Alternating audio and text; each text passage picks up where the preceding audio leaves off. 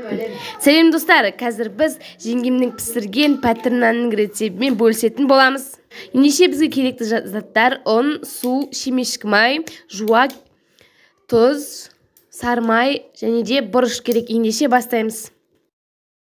Алдымен начинкасын жасайық. Ең алдымен біз ыдысымызға суды құйып аламыз, содан кейін тұзды саламыз, сосын шемешкі майды құйып жібереміз, сосын бәрін жақсылап қасықпен араластырамыз.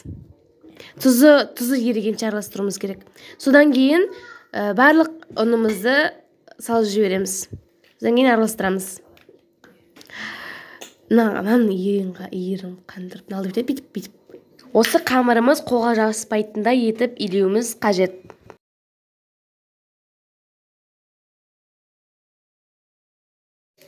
Содан кейін осы дайын болған қамырымызды салапанға салып қойып, кішкене күте тұрамыз, себебі қамырымыз жұмсару қажет. Оған дейін біз осы начинкамызды дайындай береміз. Алдымен жуаны осылай тураймыз.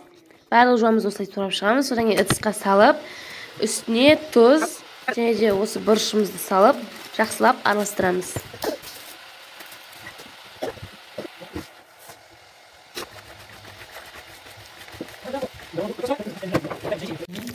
Содан кейін пакеттегі қамырымызды шығарамыз. Оларды 4 бөлікке бөлеміз. 4 бөлікке бөлгеннен кейін өзімізге керекті бөлігін алып қаламыз. Ал қалған бөлігін пакетке салып тұрамыз. Енді осы қамырымызды жұп-жұқа етіп илеуіміз қажет.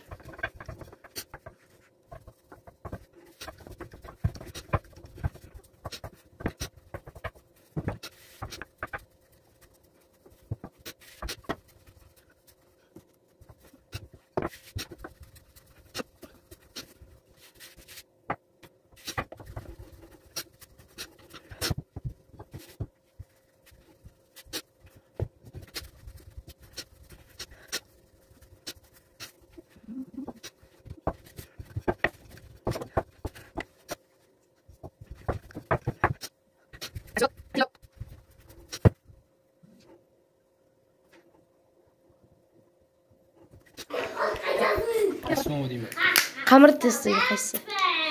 Қамыр деме, тесті деме? Қамырымыз дайын. Енді біз осының үстіне сары майымызды жағамыз. Сары май жап шығамыз. Сосын банаға біздің жуамызды бетіне төсейміз.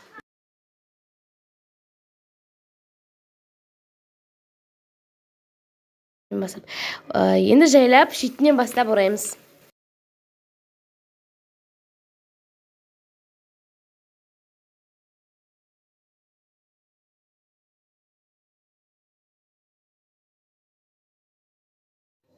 Енді осы видеодағыдай қылып жинаймыз.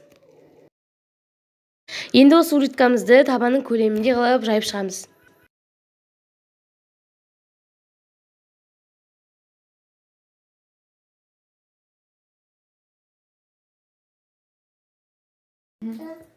Ең алдымен осы біз табамызды қыздырып қоюымыз керек, содан кейін асты жабысып қалмайтындай етіп май құямыз. Осылай пәтір нанымызды 2 жағын қыздырғанша пісіріп аламыз. Сонымен біздің пәтір нанымыз дайын. Астарыңыз дәмді болсын. Біздің арнаға тіркеліп, лайк басып, комментарий жазуды ұмытпаңыздар. Сау болыңыздар.